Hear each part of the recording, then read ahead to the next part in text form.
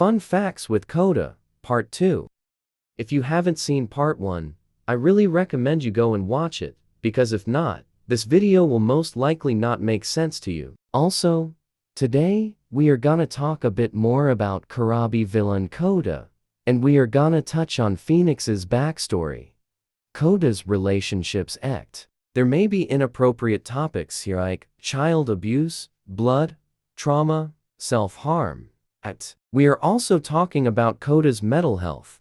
When Koda became villain, Dabi was the one who convinced him, telling him the truth about how he was Toya. This does not happen in the villain mix-up for obvious reasons, like the fact he's a double agent and that a U and that of. The heroes, mainly Endeavor, set out other heroes to tear Karabi's wings from his back after the accidental murder of Karabi's older brother, Jinko, in a quirk accident. This causes Koda to resent heroes and take up Dabi's offer on becoming a villain. A little on Koda's relationship with Endeavor in All US. Endeavor blames Koda for the death of Toya, mainly for the fact that Koda was meant to be training up at Sekoto Peak with Toya that afternoon, and not training with Keigo. Back then, Keigo, Toya, and Koda were hero partners. They took turns training with one another. Endeavor had ended up hurting Karabi, beating him senseless, and Karabi never spoke a word anyone in fear of Endeavor doing it again. After this, Endeavor and Karabi, as Karabi grew up and became a hero, never spoke. Karabi had always just glared at him when they were on patrols or on the hero stage. Karabi always refused to ever go on patrol alone with Endeavor. I don't know how, but somehow there were two more people put into Koda's poly relationship, a dog boy named Israel and a dummy mommy named Amber. Koda's a switch with Israel and sub with Amber. Koda had Israel are both what people in Japan call kemono minis and or animal ears, which is why we put them in a relationship with one another. Cat boy and dog boy mix up lol. Also, BW, did you notice something different about the line art?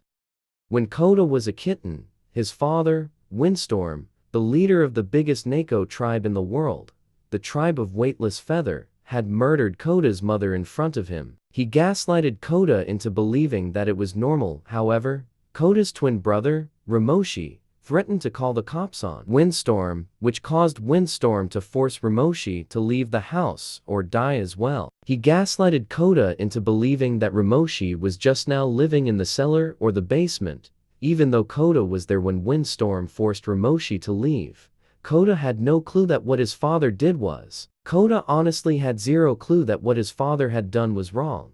So when the cops showed up to arrest his father, he was confused and extremely hurt. Aizawa was there the night that the cops were there, and he was the one who drove Koda to the hospital to check if Koda had been hurt in any way by Windstorm, which he was. Aizawa had gotten attached to Koda and had taken him in after the whole event had settled down, and gave Koda the name we all know him by, Koda Aizawa Asukuda Aziawa bonus. When Koda was a tribe Neko, he trained to become a tribe healer. Koda has a cat, and her name is Swift Moon. He's had her since he was a tribe Neko, and gave her a tribe Neko name. She's not old at all. In fact, she's typically part of Koda's quirk. A lot like Rodi's soul, Swift Moon is like Koda's soul. Like the Pico is for Rodi. Is he's hurt, then so is Swift Moon. Swift Moon can't talk or anything, but Koda loves her a lot, and that means for a lot of cuddles. Phoenix hates her though. Swift Moon is a bit of an asshole to Phoenix Lamel.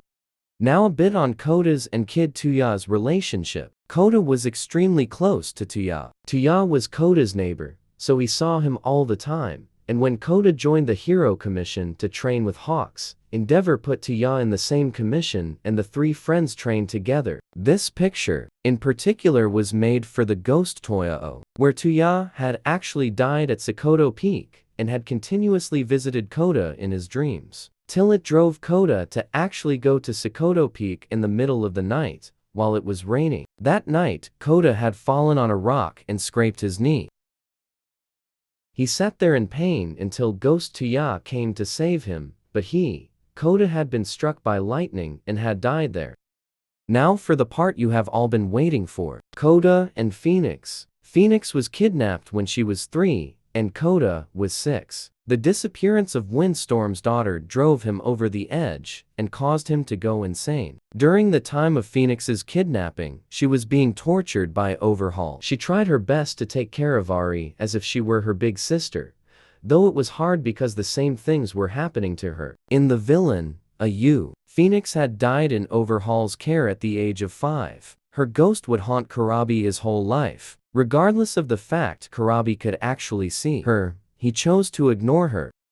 The time of the battle with Overhaul was extremely hard for Koda or Karabi because of the fact that he lost his older brother, but gained 2 younger sisters. One he had always had, and the other adopted. For the first few weeks, Ari was released from the hospital. Koda had refused to let her go or out of his sight in fear of Overhaul trying to get, or anyone for that matter. Koda was always an overprotective big brother, because he never had anyone to really protect him when he was a kid, because he only had a twin brother and an older brother who left the tribe before he was old enough to remember him. This is why we should all love Cody's the King of the Toads. Because he is just a baby with trauma, sad face.